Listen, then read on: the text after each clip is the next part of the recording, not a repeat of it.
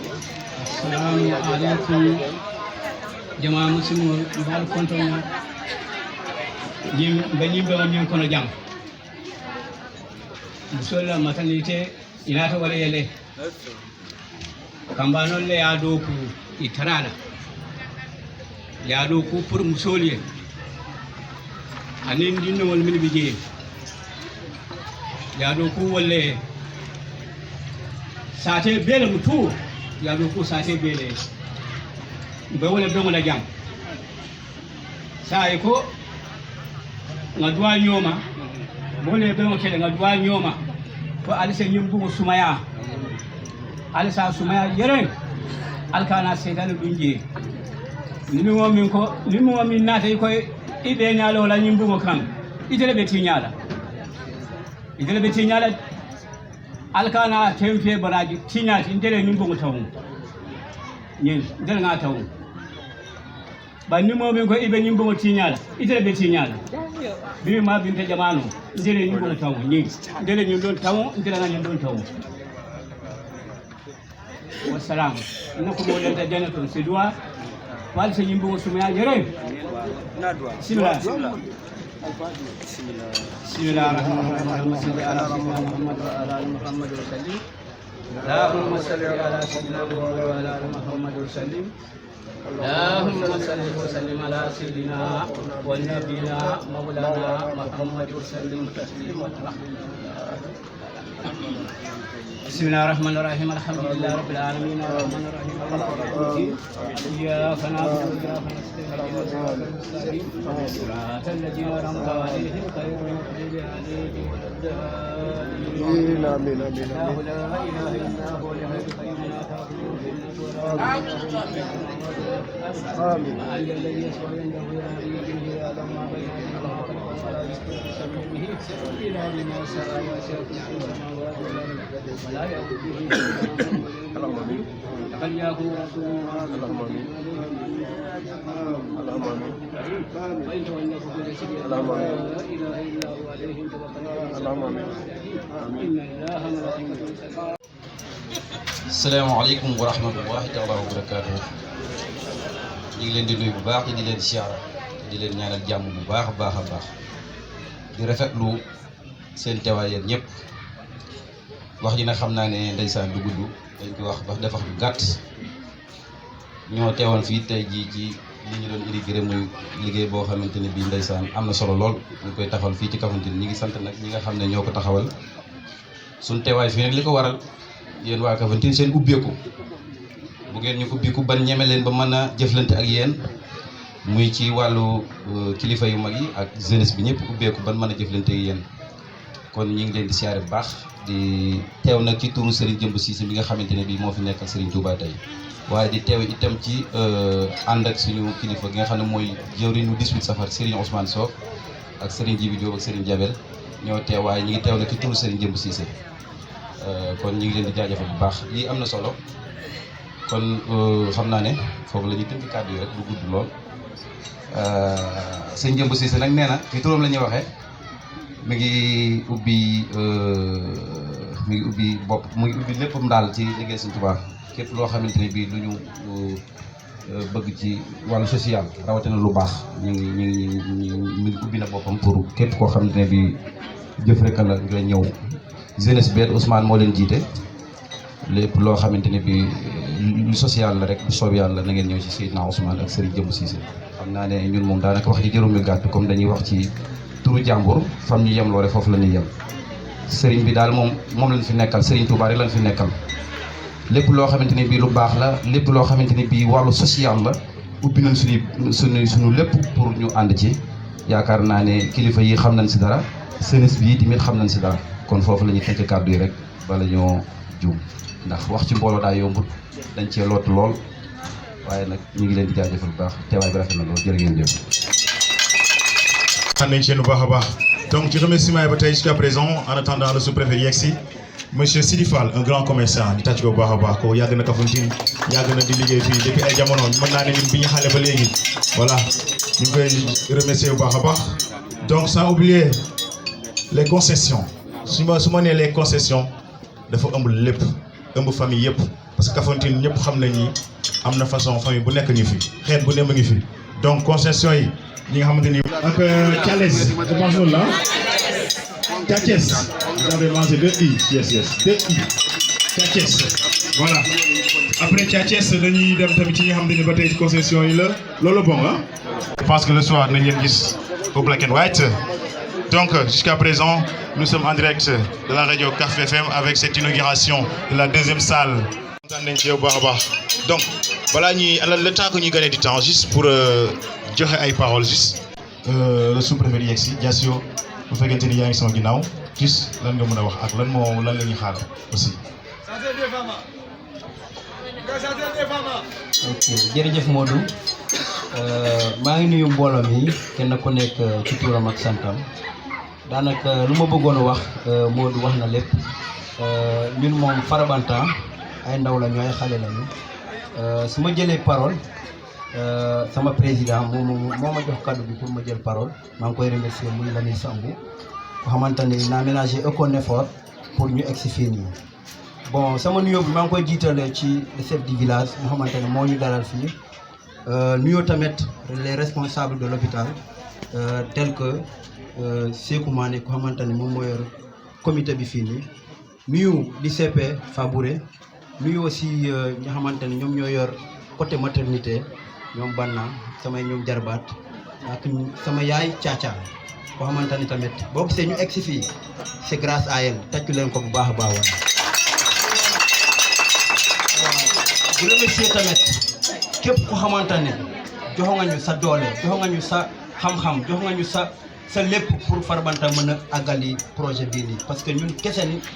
duñ fi egsi ñi toog fii nii yëpp ñoo participer moo tax ñu agsi fii nii tàccu leen loolu waaye. bon ci remerciement bi maa ngi commencé ci la structure boo xamante ne Kafountine yëpp moom la ñu yaakaar fii nii mooy lan le quai de pêche de Kafountine. parce que képp ku yeewoo Kafountine rek da ngay dem Kafountine quai de pêche pour liggéey rawatina sama président ki ñu wax Ibrahima Sankilo Koli dinaa mélanger aucun effort waaw président maa ngi lay nuyu bu baax a baax maa ngi lay jaajëfal vraiment Kafountine ñu ngi lay naan jaajëf su ma sañoon da ngay toog ba keroog voilà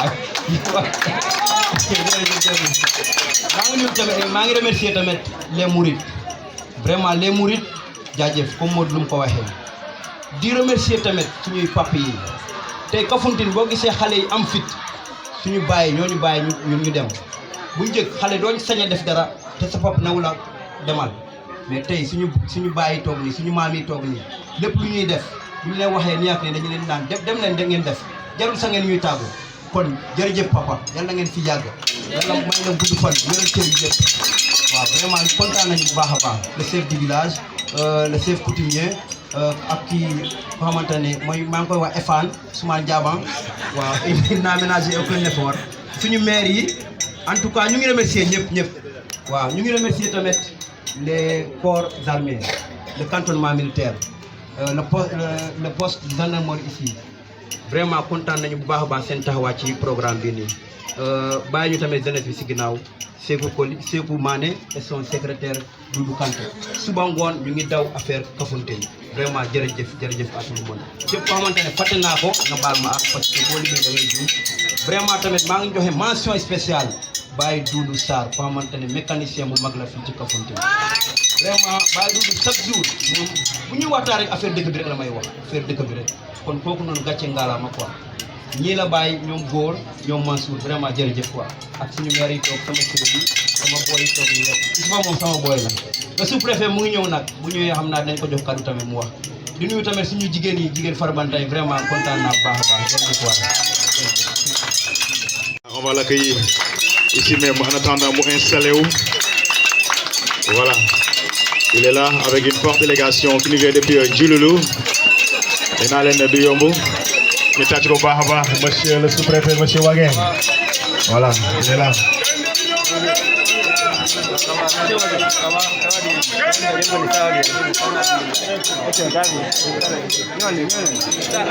Accompagné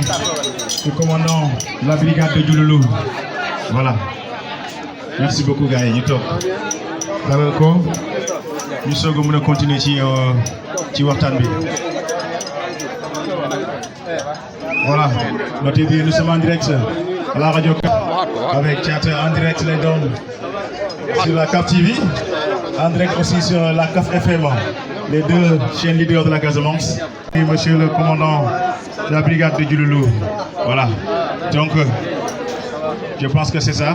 Après, on peut continuer.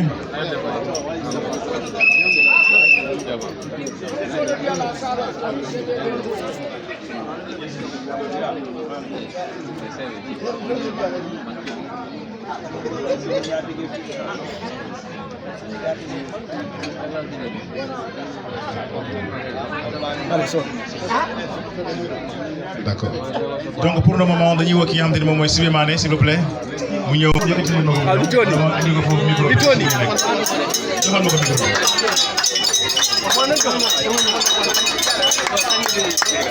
jox micro la bam.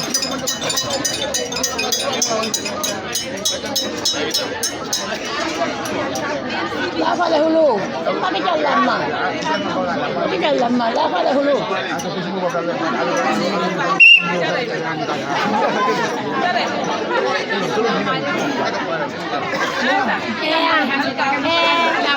Kalau kau bawa perbandang labar, kau dihaji, tapi itu kontan ya. Bukan ni kita ni memang yang hapan, ini mana le. Almadi pun bab kenal. Almadi pun di nehan nak ada almadi ruai tak. Almadi tu bukan almadi film. Almadi ya hai nak poni, almadi kambing nak poni. Nama nak ahli pokok yang di sana media nak almadi. Almadi tu bukan penyan. Siapa yang pandai sini bau ni? Kita lagi cuma apa? Almadi putu-putu beb, beban benu ni. Anu nama ni bukan apa tu. Mama tu ini aku terang pun. Anu ni milion cik alep kambane pun di milion sinam dua orang. Banyak alamat. Anu mati kuat hanya suka hal dua isi. Anu mati dua isi dah. Alamat yang di rumah ni. Kuat ada lama.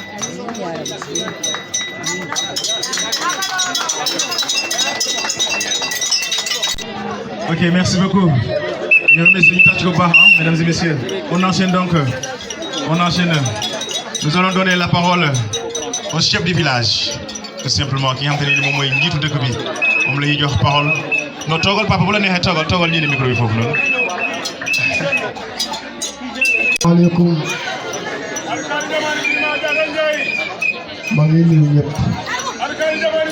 Ndem moy be ko donna jom resa ko kana ko to. Alo sana ma de ta. Mo ba rete. Mba fala molie assalamu alaikum parce que min ko adantande da nte dami ala do lon taala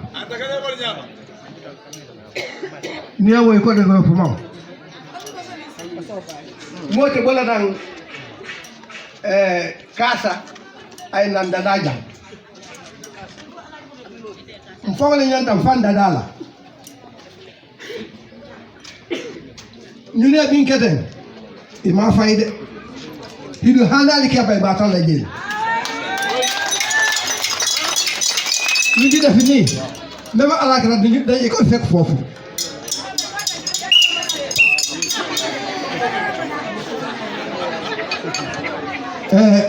parce que nte dia mu no la nga jam fa baake mu datina parce que adandan deja nte dami ala do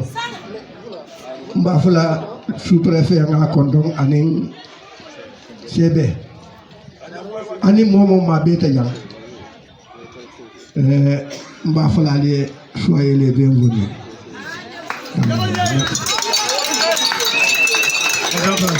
Merci beaucoup, hein, c'est le chef du village. Voilà, li mu wax dafa def lu baax rek am solo. Voilà. Parce que lu mel ni c'est pas évident nit defar ko. Kon donc jëf ju baax rek moo am solo. Voilà, comme nous avons fait de gueule. Donc, sans plus tarder, nous enchaîner directement. Nous allons donner la parole au monsieur Kitach Gomba, le président du KDPS de Kafountine. Voilà. salaamaaleykum mbooloo mi salaamaaleykum lépp ñi nga xam ne daal ñu ngi seen yitte ñëw teewee li nga xamante ne moom la ñu waa Farabantan construire fii ci hôpital bu Kafountine di tàmbali sama nuyoo ci sous-préfet bu Kataba 1 commandant de brigade bi nga xam ne moo ñu jógee Diouloulou fekk si suñu chef de village bu Kafountine ak suñuy autorité locale yi nga xam ne ñoo nekk fii ci Kafountine.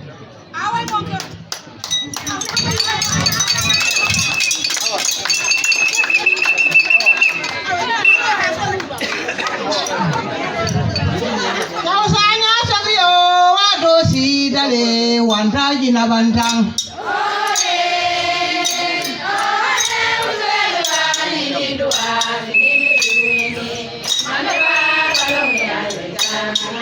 Kausanya sabio wadosi dale wantaji na bantang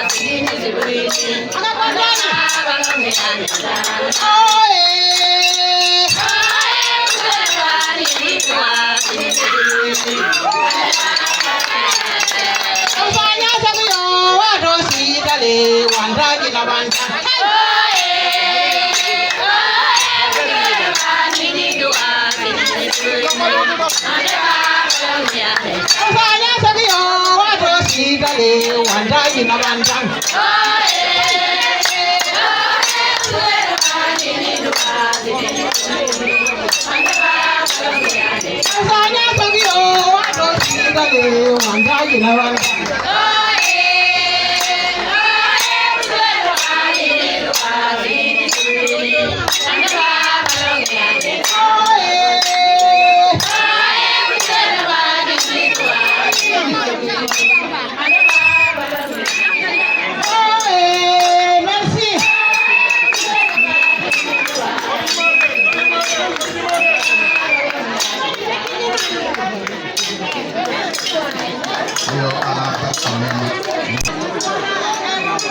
suñu taxawaay fii nag dina doon gërëm d'abord cette génération Farabantan gërëm leen parce que je pense que vous avez compris ni le chef de village l'a tout de suite dit suñu localité bi ñu nekk nii ci moom du état moo ñu mën a indi lépp du collectivité locale peut-être moo ñu mën a indi lépp mais ñun dugal ci suñu loxo da ci baax tuuti wane ngeen exemple bi je pense que jeunesse bi des ci ginnaaw yëpp lëkkaloo ak yéen ñi nga xamante ne donte du yéen a ko jiite wala yéen a ko jiitu ci biir dëkk bi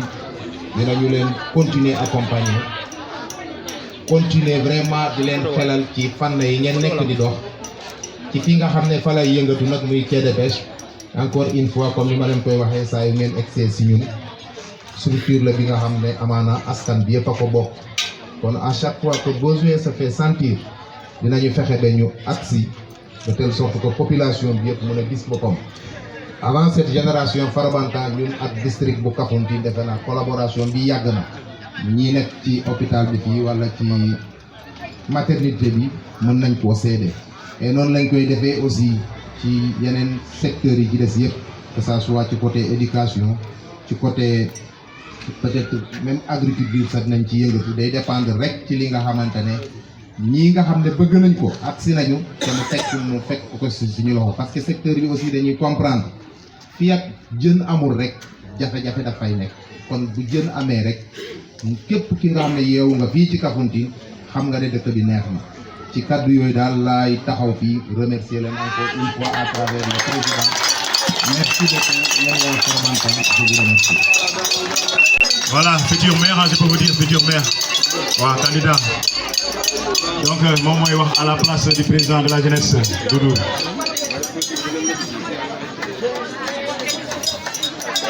Merci Modou.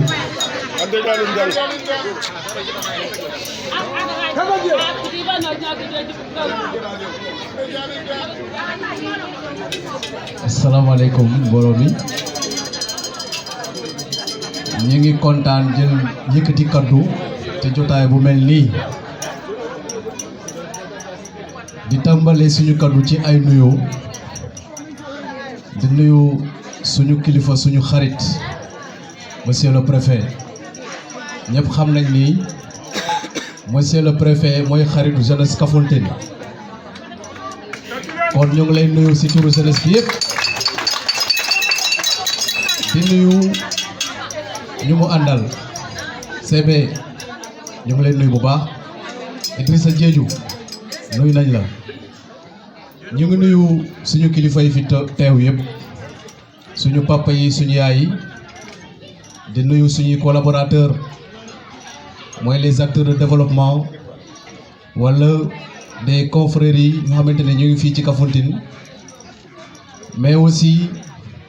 di nuyu toute la jeunesse di naan Farabantang gàcce ngalaama tàccu leen seen bopp.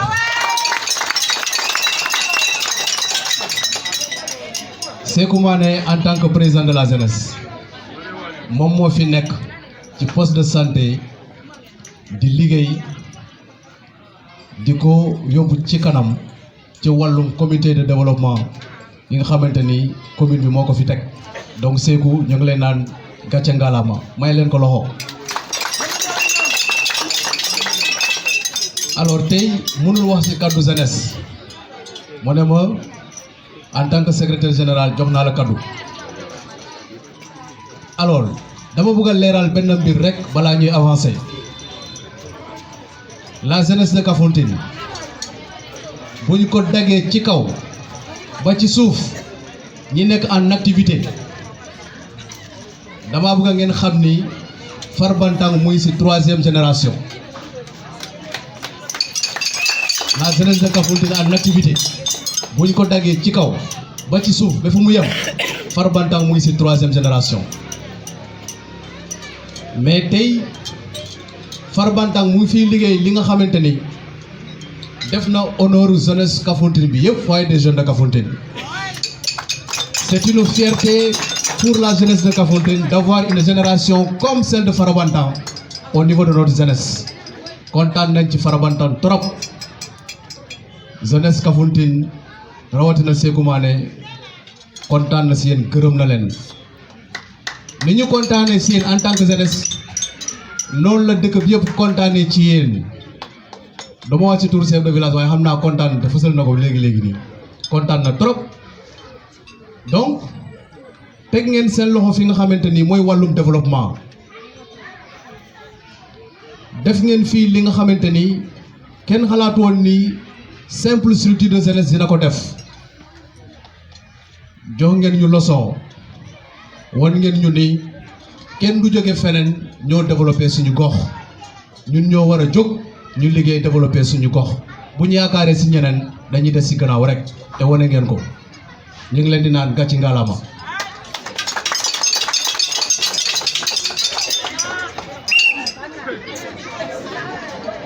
ñu ngi naan kontaan nañ trop ci initiative yi mel nii di lancer un appel à toutes les autres générations sànq wax naa ni boo ko daggee ci kaw ba si suuf ñii ñu ngi si 3e dama bëgg ngeen xam ni nous sommes 10 générations depuis si ñoom Sékou Mané ñi leen naan Pumé Fort ba si suuf ñi leen naan Djina Bantang 10 générations lañu ñoom ñoo nekk en activité dans le cadre de la jeunesse donc maa ngi lancé un appel solennel à toutes ces générations lépp li nga xamante ni ñu ngi koy def ci lépp li nga xamante ni ñu ngi siy yëngu nañu jiital wàllum développement caaxaan day ànd ak liggéey nañu caaxaan waaye nañu liggéey comme Farabantang nu mu ko defee nii kon jërëjëf.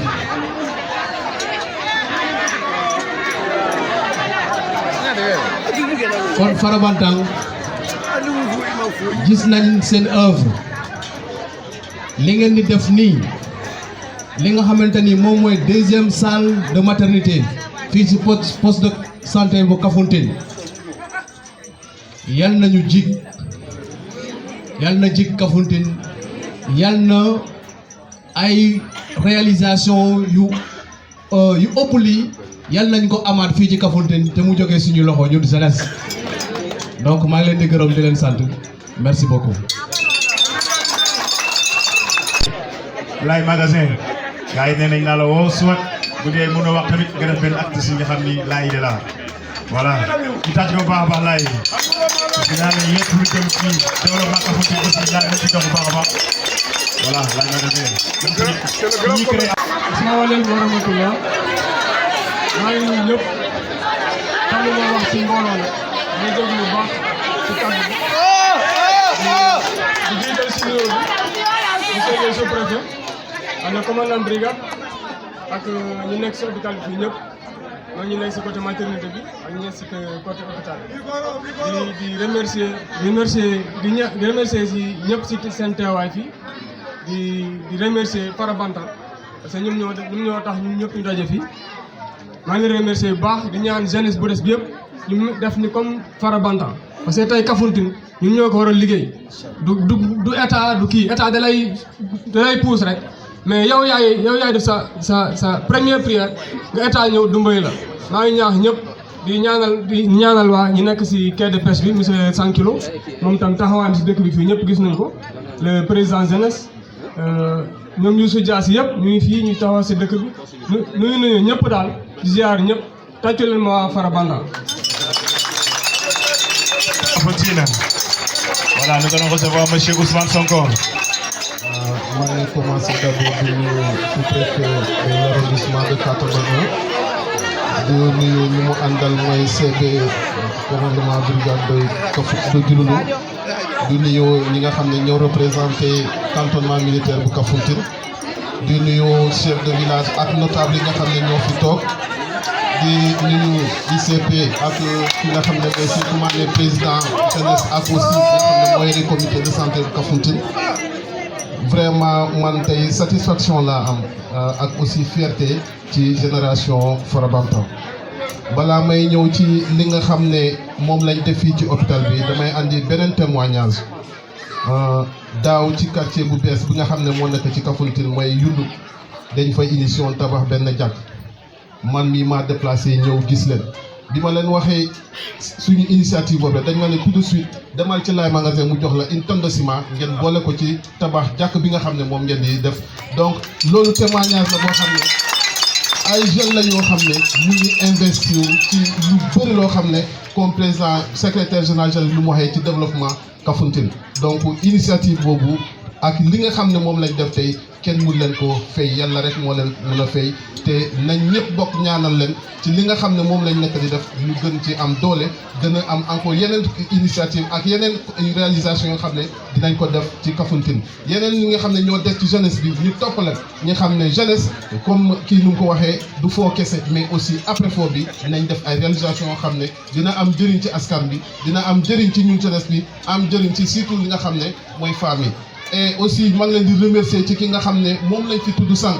mooy Famara Lumo Diama kooku tamit mun naa témoigner ci moom parce que liggéey naa ak moom pendant 25 ans donc xam naa ne aussi c'est un acteur de développement koo xam ne ku fonk Kafountine koo xam ne lépp loo xam ne lu dem li yóbbu Kafountine ci kanam ci la bokk donc moom tamit di ko ñaanal fi mu nekk mu gënal ko fi nga xam ne foofu la jógee fii. donc comme nu ñëpp nuñ ko waxee Sata Ndiama aussi structure la boo xam ne muy fi Kafountine di wéy ba di aussi di participer ci développement bi parce que mënuñu wax développement sans ñu wax formation professionnelle donc loolu bëgg nañ vraiment ñëpp xam ko jàng bi baax na enseignement général bi baax na mais képp koo xam ne sentir nga ne sa doom fu mu toll nii jàng bi fële école doxul bu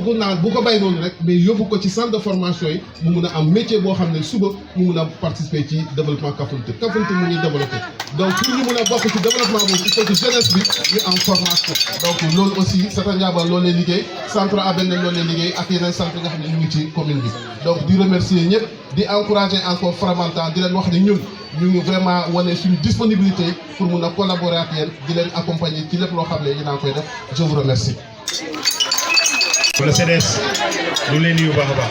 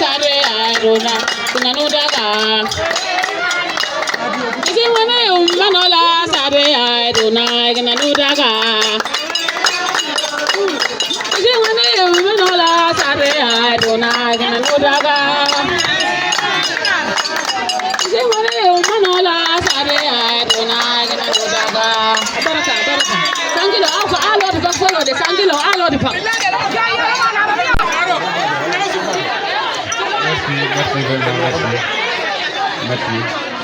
Vraiment, merci beaucoup. Merci. Ok, tout d'abord, je suis monsieur le préfet, je monsieur Fébé, je tout l'ensemble de la population de Kafountine, particulièrement je chef du village, avec notable, en commençant l'autre là comme encore. De cette coutumier,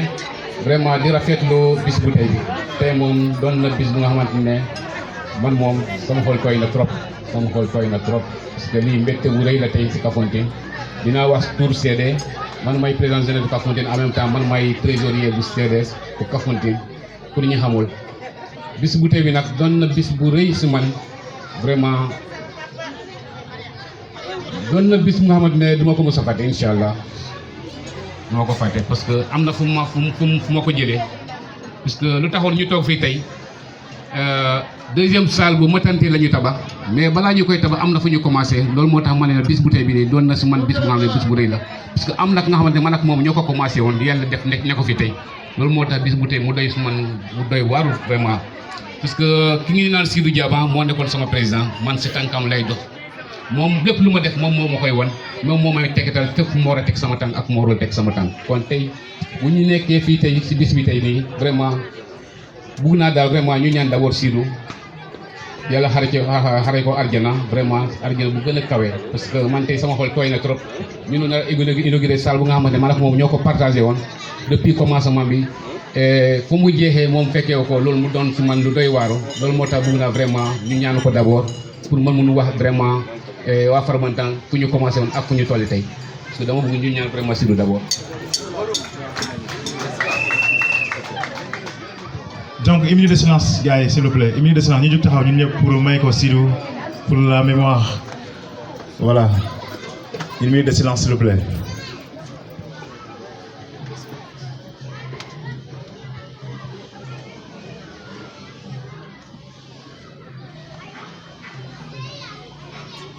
Merci beaucoup vraiment merci ok bu ñu jógee foofu dinaa ñëw si historique bi bu nga xamante ne mooy deuxième salle bu matante bu ñu tabax nii tey parce que salle bi am na historique am na fu ñu ko commencé woon bu ñu ko daan commencé dafa am suñu benn partenaire nga xamante ne si sama bajjen la nekkoon Mertia dafa doonoon nga xamante ne Europe fii la nekkoon si ca su loxo Caaca ba yàlla def mu dem Europe kooku moo amoon yéene si Caaca mu ne ko daal man bëgg naa def dara fii si poste bi vraiment lan mooy lan Caaca ñoo proposé ñu ko si la ñu ko ne ñun franchement gis nañu maternité bi suñu salle bi dafa ndaw léegi par rapport population bi dañu ëpp doole vraiment salle bi bu ñu sañoon ñu am deuxième salle si la kooku financé ñu 300 000 ñu def départ ak 300 000 boobu ñu def benn fondement si fondement boobu nag la Farabantan ñëw ñoom tamit ñu ne il faut ñu vérifier si poste bi lan la ñu war a mën a def lan la ñu mën a def wala ñu mën a def ci lañ ñëwoon gis fondement bi nii ñu laaj fondement bi pour lu tax fondement bi muy toll fii ñu xamal leen ne fondement bi boo gisee mu toll ni fii parce que am na ko commencé woon mais yàlla def na fu rek la yemoon ñoom si lañ jël engagement ñu ne ñoom forcé il faut ñu def investissement fii nga xamante ne ñoom ñoo koy defar seen bopp sans partenaire ñu nga xamante ne ñoom ñooy ñàkk def seen i ñàkk ñu dugal ko fii franchement commencé wuñu ko woon fii nag Farbantan dafa am fu ma commencé woon mooy dañu jëkkoon def jàng alxuraan si jumaam bi bu ñu ko daan def nag dañu ma ne lii dañu koy def surtout jeunesse Kafountine yëpp lañu koy def vraiment mu doon li nga xamante ne yoon bu nga xamante ne vraiment waa Farbantan jëloon nañu ko ma kontaan si loolu ma xam ne yoon bu ñu jël nii yoon bu ñu ko bàyyoo rek ñu ngi dem fu nga xamante ne dañu mus a rassembler population Kafountine yëpp ñu remercier leen si bis boobu la ñu tellu tey bu ñu ñëwee tey ba ñu tabax lii tey regretté wuñu man personnellement regretté wu ma parce que xam naa dañuy def lu gën a am solo lii sax xam naa ko parce que fu ñu xam naa seen tànk fu ñu nekk di dem xam naa leen parce que lépp lu ñuy def dañu ma koy signaler lépp lu ñuy def duñu ko def sama gannaaw vraiment loolu moo tax bis bu tey bi mu doon bis bu rëy si man di remercier encore une fois waa Farbantan di remercier aussi tout l'ensemble de la population de Kafountine vraiment particulièrement toutes les autorités qui sont ici présents képp ki nga xamante ne bàyyi nga sayte ñëw fii vraiment ma ngi lay remercier di la jaajëfal vraiment di kontaan ci ñëpp vraiment merci. Lii léegi yàgg na ci salle bale donc gars yi ñu remercier encore waa Farbantan bu baax a baax ci salle bu bees bi deuxième salle donc on enchaîne de plus belle nous allons moom tamit nekk fii nii nekk ICP vous avez la parole. asalaamaaleykum maa ngi nuyu képp ku fi teew donc di jiitale nuyoo bi di tàmbale nuyoo bi ci suñu autorité bi monsieur le sous-préfet monsieur le commandant de la brigade de Diouloulou chef de village bi ak les délégués de quartier boole ci les chefs coutumiers donc di nuyoo population Kafountine nga fi teew yëpp di nuyoo également spécialement aux acteurs communautaires muy maanaam bàjjen gox relais ASC donc maa ngi leen di nuyu yéen ñëpp ku nekk turam ak santam donc wax bi tey du yomb parce que am nañu mbégte donc nit soo amee mbégte des fois pour nga exprimer ko dina jafe ci yow waaye dina ngeen may tuuti ma wax ci wàllum structure Kafountine bi mun naa ne structure bi nga xam ne orpheline la su ma waxee wàllum orpheline muy maanaam amul ndey amul baay ci suñu autorité yi di ngeen ma baal de parce que man wax moom dëgg laay wax poste de santé Kafountine boo ko xoolee ni di nga ko xeeb mais mun naa wax ci témoignage suñu autorité bu nekk fii waaye poste de santé Kafountine bi ak waa ñaawaayam yëpp district Diouloulou ñun ñoo ko téye parce que amul benn programme bu nga xam ne poste de santé de Kafountine dina dellu ginnaaw te poste de santé Kafountine bu delloo ginnaaw muy maanaam indicateur Diouloulou yëpp moom mooy wàcc donc vraiment y a de quoi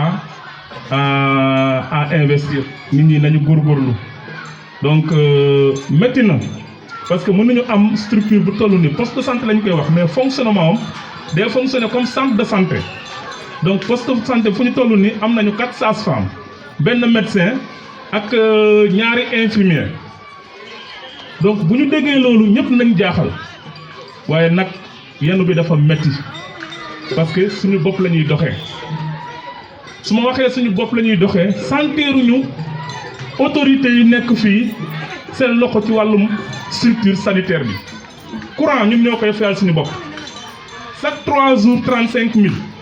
courant oyofal donc imaginez weer bi ñaata ngay fay nga ñëw ci personnel bu nekk fii 21 personnel communautaire yi nga xam ne seen fay bi yëpp fii lañ jóge fii lañ koy génnee ci poste bi donc yenn bi dafa métti dama ci profiter di def plaidoyer auprès de nos autorités ñi nga xam ne ñoom ñoo nekk ci monsieur le sous-préfet mu jàppale structure bi parce que yenn bi dafa métti des fois di nga am malade nga xam ne yorul dara lu ñuy waaye cas sociaux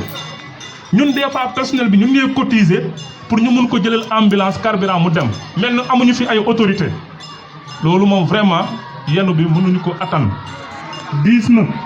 donc lii moom amuñu fu ñu ko doon jooyantu mais tey moom occasion la nañ ni ñuy gestu poste bi dafa métti trop donc da ngeen may tuuti ma sànni ci benn kàddu bu nga xam ne moom dama am na ku nga xam ne il faut mu presque remercier ko tey tuddee nañ ko fii nag parce que nit su defee dara il faut nga wax ko nga xam ne moom lépp foofu la ñëpp mbooloo nuyoo bi dama koy jubale ci laay magasin tollu nañ ci moment bi nga xam ne oto bi ambulance bi dañoo amoon problème pneu benn pneu bi mu ngi jar 140 000 laay mu ñëw fekk ñu fi ñuy waxtaan ci loolu mu gis ambulance mu ne c'est pas normal ambulance bu nga xam ne moom mooy évacuer nit ñi fii ba Ziguinchor mu jëndee ñaari pneu mu ne ñu ut leen ñaari pneu man yeneen ñaari pneu yi dinaa leen ko jëndal semaine bu ci topp laay génnee ñu ñaari pneu yi jox ko fii moom la ñu dugal noonu ambulance yi donc c'est pour vous dire que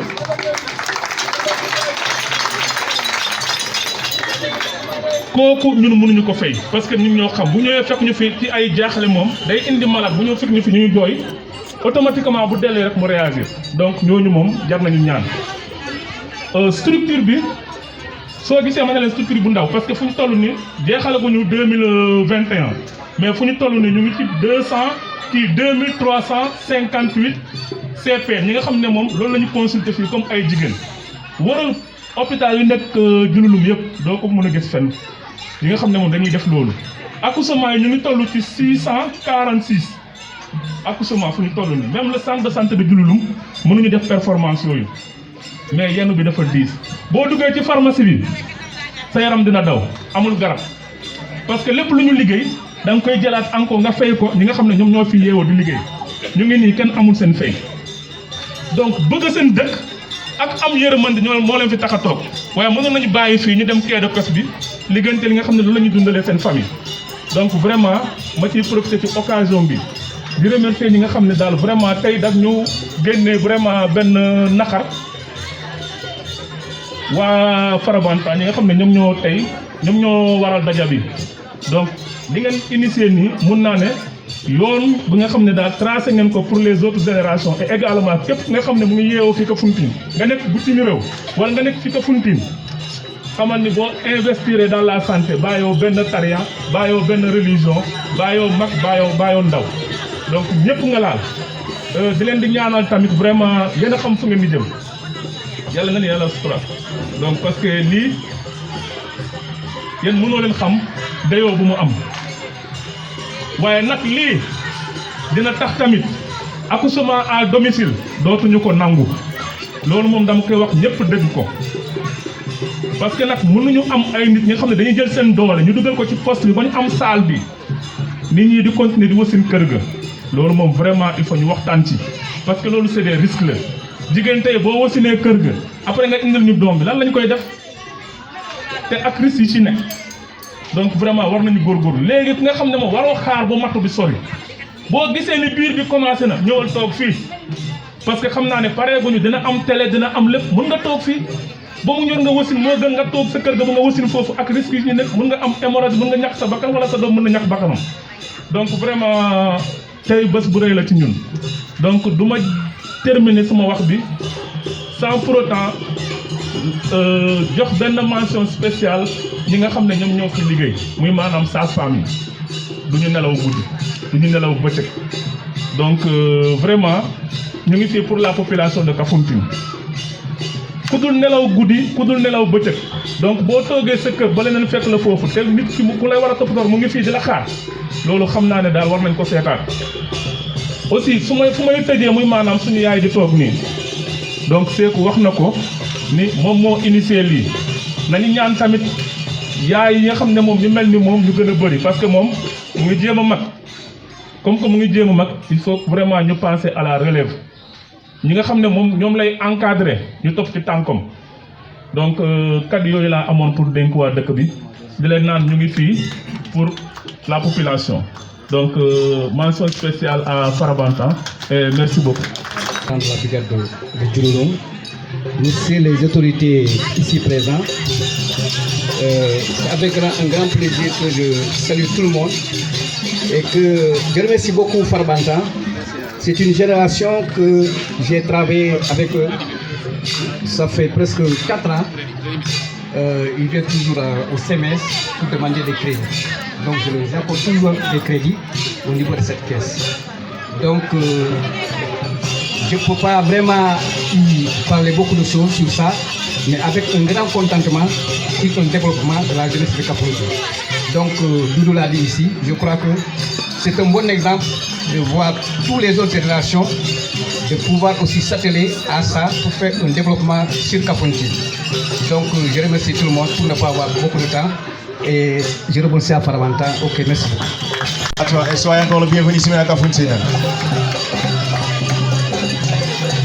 Kafountine maa ngi nuyu mbooloo mi nga xam ne ni ñooñu fi teeru tey fii si poste de santé bu Kafountine di jiital si nuyoo bi nag ki nga xam ne ni mooy borom dëkk bi chef de village maa ngi leen nuyu di nuyu aussi ki nga xam ne ni mooy chef coutumier bu Kafountine maa ngi koy nuyu di nuyu kilifa diine ak kilifa aada yi nga xam ne ñoom lañu fekk di nuyu sunu yaay yi sunu jigéen yi nga xam ne ñooñu fi tertu tey fii si Kafountine maa ngi leen di nuyu di leen sant di leen gërëm tey nag ma ànd ak ki nga xam ne nii mooy commandant brigade gendarmerie bu Diouloulou di adjudant chef Papa Babacar Sarr yaakaar naa ni tey si diwaan bi kenn du ko présenté ma am mbégte bu rëy bi mu ñëwee fekk fi tamit militaires yi nga xam ne ñoo fi ñëw tey teewal chef de cantonnement militaire bu Kafountine maa ngi leen di jaajëfal di rafetlu seen teewaay fii parce que lii tamit day wone ni diggante population yi ak ñi nga xam ne ni nguur gi moo leen fi andi pour ñu liggéeyal wala ñu yore kaaraange askan bi day wane ni déggoo am na seen diggante te ñun loolu day dalal suñu xel donc maa ngi ñaan askan bi nañu gën a continuer di jàppale ñi nga xam ne ñooy tax ñi mën a nelaw suñuy kër ñu ñaanal leen ñu jàppale leen bu loolu weesoo maa ngi nuyu ki nga xam ne ni tey moom mooy responsable poste de santé bu Kafountine kii di Fabouré maa ngi leen nuyu di la sant yow ak ñi nga xam ne ñoom nga àndal di liggéey fii si tuuru nguuru Sénégal pour faj wala pour jël en charge fajum population bu Kafountine di nuyu aussi ki nga xam ne ni aussi sunu xarit la sunu am di jàmm muy le président du quai de pêche monsieur Ibrahima Koli maa ngi leen nuyu di rafetlu sa teewaay di nuyu le président des jeunes de l'arrondissement bi nga xam ne moom laa àndal tey di Idrissa Diédhiou maa ngi lay remercier di nuyu Sekou Mané sama frère sama xarit sama doomu ndey Sekou maa ngi leen nuyu bu baax di wax ni sànq bi nga jëlee kàddu li nga fi wax suñu xol yi ak suñu xel yi dem na fu sori parce que ki nga xam ne ni moo newoon secrétaire exécutif bu comité de développement sanitaire bu poste de santé bu Kafountine di monsieur Sidou Diama ñu koy ñaanal yàlla na ko yàlla xare àjjana moom ak ñi nga xam ne ni ñoo ñu jiitu di remercier aussi monsieur Sonko mi nga xam ne ni tey moo fi teewal le centre Satan Diama monsieur Sonko maa ngi leen nuyu di ñaanal tamit sunu beneen xarit muy tàññoo ñu ngi koy ñaanal moom tamit yàlla na ko yàlla xare àjjana nekkoon nit ku baax nit ku amoon yitte nit ku doon dimbalee doomu aadama yi ñu ngi lay remercier maa ngi lay remercier sama tour mais si tour également autorité administrative yi yëpp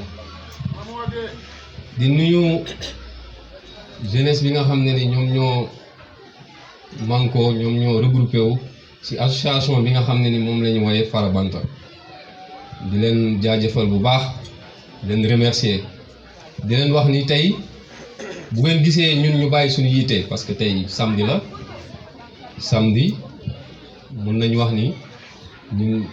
ci administration bi nga xam ne ni moom la ñu féetee samedi jour de repos la te commandant brigade ñoom gendarmerie ñoom amuñu bésu noppalukaay mais tey ñun jour de repos la mais boo gisee ñu bàyyi suñu yitte yëpp commandant brigade mu bàyyi liggéey mu fa yoree liggéey yu bëree bëri depuis 9 heures mu ma woo ne ma boo paree rek ñu dem donc dañ fi ñëw tey pour ñëw seedeel mais aussi pour ñëw won askanu Kafountine ni waa Farabanta li ñu def ñun administration dañ koy rafetlu parce que réew am na ku fi wax je pense que Laye moo ko wax Ablaye Diallo maa ngi lay nuyu au passage nee na réew du nguur gi rek moo koy defar population aussi foog ñu andi seen contribution te lii nga xam ne ni moom la jeunesse bi def fi tey ñun administration dañ koy rafetlu parce que administration nguur état moom moo yor réew boo dem état moo yore lu jëm si wàllu kaaraange doomu aadama yi wàllu wér-gu-yaram wàllu jàng et cetera et cetera mais tey jeunesse Farabanta bu Kafountine nangu nañu mobiliser wu cotiser wu pour ñëw tabaxal ñu maternité bu yanj bii xam na ku fi wax maternité bu fi newoon je pense ça date des années 90 ou 80 donc 90 ba tey ñaata at la man la wax ni fanweeri at ak benn su ma jumut donc bâtiment bi tey laaj nañu tabaxaat beneen bâtiment parce que 90 li fi newoon ci doomu aadama nga méngale ko ak 2021 bi nga xam ne la ñu nekk da nga xam ne ni tey population bi yokk na bu baax donc ba tax na jumtukaay yi ñi xam ne moom la ñuy fajoo il faut que aussi mu yokk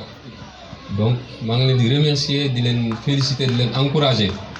di leen wax ni autorité administrative yi ma doon du mës a taay nekk seen wet di leen jàppale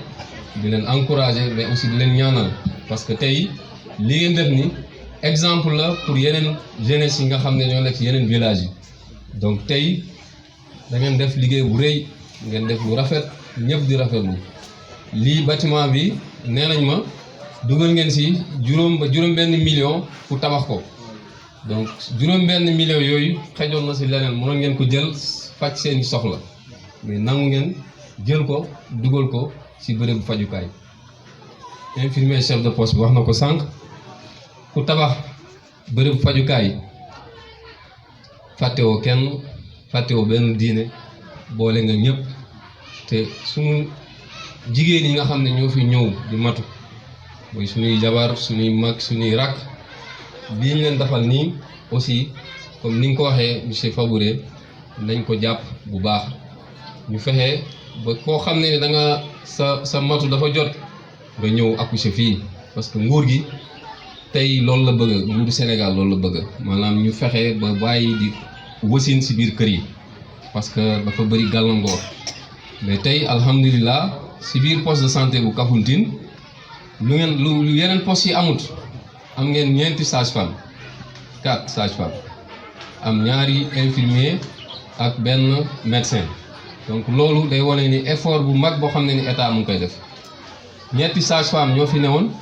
barki démb état am na sage-femme ñu ngi recruter si biir ñooñu am na kenn ku mu fi andi yàlla na ko fi jàmm teeru ngeen jàppale ko ñu dënk leen ko ngeen jàppaleen ko pour que mu mën a faj suñuy jigéen yi suñuy rakk yi suñuy mag yi donc lii nga xam ne ni moom la Farabanta def man dama koy rafetlu dama leen di ñaanal di leen encourager tey nag bu ñu waxee wàllu santé jafe-jafe ko jox kon dinañ ci liggéey ak moom pour que mu jàppale ñu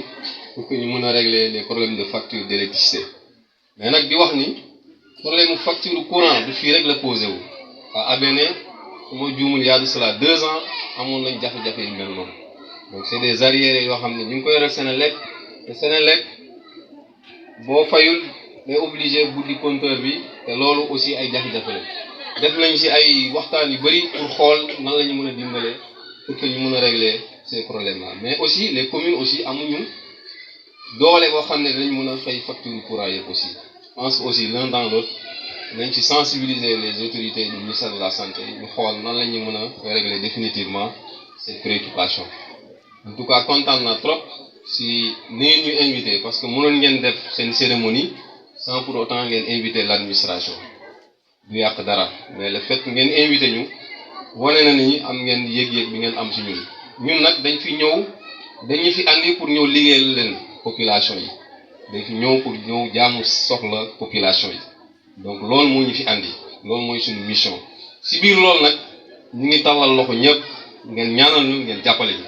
ay doomu aadama lañ nag mën nañoo juum mun nañoo jël ay dogal yoo xam ne ni du neex ñenn ñi mun nañoo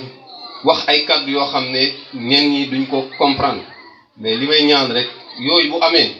da ngeen sol seen dàll ñëw bu si ñun ngeen waxtaan ak ñun parce que ñun ay doomu réew mi lañu man Sénégal laa juddoo commandant brigade bi doomu Sénégal la militaire yi nga xam ne ñoo fi nekk doomu Sénégal lañ jàngalekat yi nga xam ne ñoo fi nekk am na seen i doom yi si nekk am na ñoo xam ne ni feneen lañu bàyyeeku si biir Sénégal donc ñooñu ñëpp agent état yooyu yëpp ba si Fabouré bi nga xam ne ni mooy infirmière chef de poste doomu Sénégal la donc ñun ñëpp dañoo war a jàppalante pour que ñu liggéey suñu réew loolu mooy andi naataange mooy andi koom-koom chef de village wax na ko yaakaar naa ni am na ñi ma jiitu ci kàddu gi aussi wax nañ ko réew mi wala Kafountine bi du ay gan ñooy jógee bàyyeeku seen dëkk ñoo defar ñun ñoo koy defar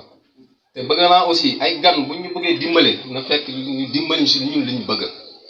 mais bu ñu nangu gan bàyyeeku dëkkam ñoo nee na dama lay dimbale force ci lii donc loolu aussi bëgg naa les chefs de village aussi ngeen dimbali ñu ci parce que souvent dañuy am ay jafe-jafe dañuy am ay partenaires yi ñëw directement jógee Europe ñëw di traiter directement ak population yi sans pour autant que administration yëg ko ñeextal bi day andi ay blocage après dañuy interpeller ñun duñu xam sax li xew souvent ay école la ñuy tabax école boo koy tabax dafa am ay normes parce que bâtiment boo xam ne day ay nit a fay dugg foog mu am kaaraange te loolu population yi amuñu tàggat ñu leen pour ñu saytu loolu donc bu dee école la aussi nañu ñu informer bu ko defee ñun dinañ jël ay matuwaay que ñooñu ñi nga xam ne ñooñu bëgg a dimbale ñu def seen liggéey mu rafete mais li ma bëggut mooy nit bàyyeeku fële rek yore xaalisam ne damay def nii rek nga xëy rek commencé tabax loolu nag bu amee moom dinaa yebal gendarmerie pour que ñu arrêter les travaux wax naa ko les chefs de village parce que en 2019 ou 2020 amoon na jafe-jafe yu mel noonu au niveau du CM de Kafountine état bu Sénégal bi nga xam ne ni moom collège Kafountine bëggoon na fa tabax ay salle de classe ñu ne dañuy toj yenn salle yi parce que ni ñu ko tabaxee baaxul mu am ñu taxaw ñu ne non loolu du am donc loolu aussi ça pose problème donc ñi nga xam ne dañuy ñëw di dimbale nañu leen jaaral fi ñu war a jaar loolu mooy tax li ñu defar mu nekk loo xam ne ni ay génération nañ ci profiter mais bu ñu bàyyee ku jóg rek nga ñëw tabax wala def lu la neex bu ëllëgee day andi jafe-jafe parce que état moo yore li ñuy wax planification moom mooy xool dëkk bu ne luñ fa war a def ci jumtukaay dëkk bu ne lan la war a am ci kaaraange ci et cetera donc loolu yëpp li koy saafara mooy waxtaan nañ jiital waxtaan ñu bañ rek nit bàyyeeku fële ne dama bëgg ñëw dimbale rek nga toog sa biir dëkk ngeen waxtaan ne d'accord dem leen ngeen tabax fekk maire du yëg sous-préfet du yëg commandant brigade du yëg inspecteur de l'éducation wala ICP du yëg loolu aussi ay jafe-jafe la donc maa ngi leen di sant di leen gërëm di leen wax ni tey ñun biñ fi ñëw tey dañoo am mbégte bu rëy parce que dañoo jàpp ni Kafountine lañu bokk donc lépp lu jeunesse Kafountine yëkkati ñun suñu fierté la parce que loolu moom la ñu gëm te loolu la ñu dund te xam naa ni aussi jeunesse bi dinañ tegaat yeneen acte yoo xam ne ni dina dem dans le sens du développement donc maa ngi leen di sant di leen gërëm di leen remercier di wax ni nag aussi jeunesse bi aussi nañu nangu aussi topp ci ginnaaw kilifa yi nga xam ne ñoo nekk ci dëkk yi il faut pas que nga nekk jeune rek nga yaakaar ni yow jàng nga wala am nga koom-koom wala am nga xaalis rek mag yi lu ñu wax doo ko déglu wala doo ci bàyyi xel donc loolu aussi bu ñu ko defee day nekk une erreur nañu topp ci ginnaaw suñuy kilifa ñu tette ñu ba ñoom yàlla jëlee leen fii wala ñu continuer ñu tette ay at loolu mooy sama message bu mujj di remercier di jaajëfal ñëpp ñi nga xam ne ñëw nañ fi tey teewee daje bi kontaan naa trop léegi nag lu des li ba nga leen di jox rendez-vous ce soir tey ci concert bi xam naa ni dinañ fecc ba fajar les gars jërë ngeen jëf merci.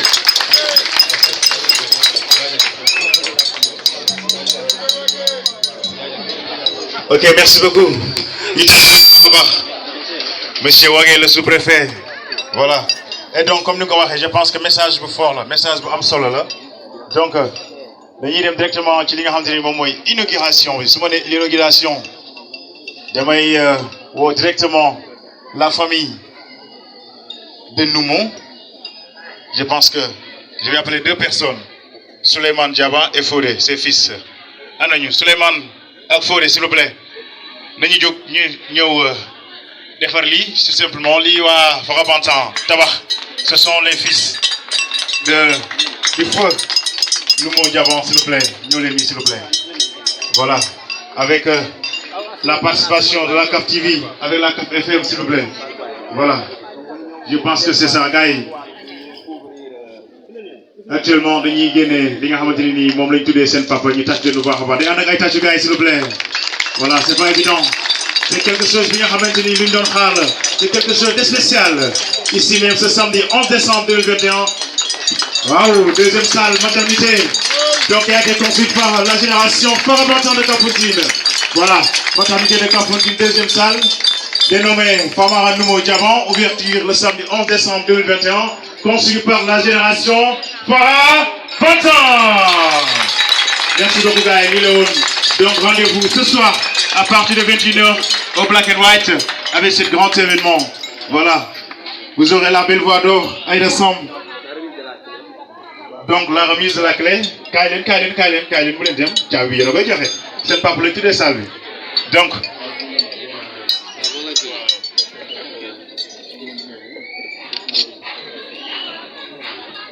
d'accord, donc il y a le préfet, tout simplement. Le préfet va remettre les clés. Le préfet Dioko Sekou. Sekou Mané, moi je récupère la clé salvi qui monsieur le sous-préfet. Monsieur Wagé, autant pour moi. Voilà. Ils sont c'est vrai, les où sont? Voilà, la délégation aussi, chef canton. Accompagné de notre centre PDG Capital Oyer. Bon, décroche pas devant. Voilà. Donc on va aller ensemble dans la salle. C'est une deuxième salle, maternité. C'est la génération Farabantan. Qui a fait le mot du moyen, c'est pour m'aller. Voilà, mon mot du salle. C'est pour la CDS. Voilà, c'est bon. On va aller ensemble découvrir la visibilité de la salle maternité. Voilà, c'est samedi 11 décembre 2021. Décembre, c'est la belle étoile, la prévue, le beau temps. On commence à grève de découvrir la joie de cette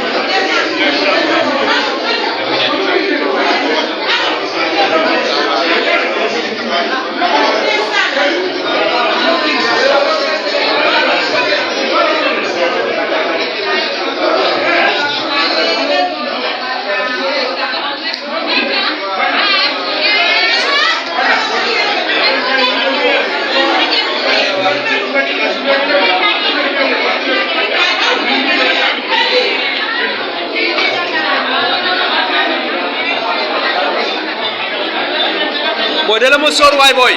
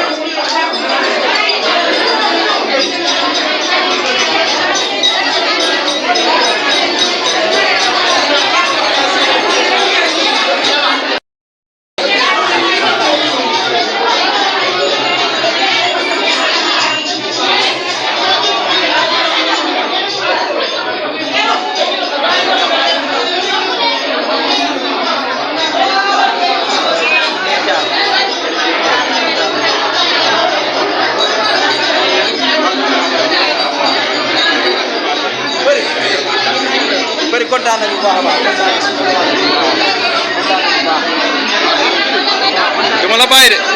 topp rek topp action.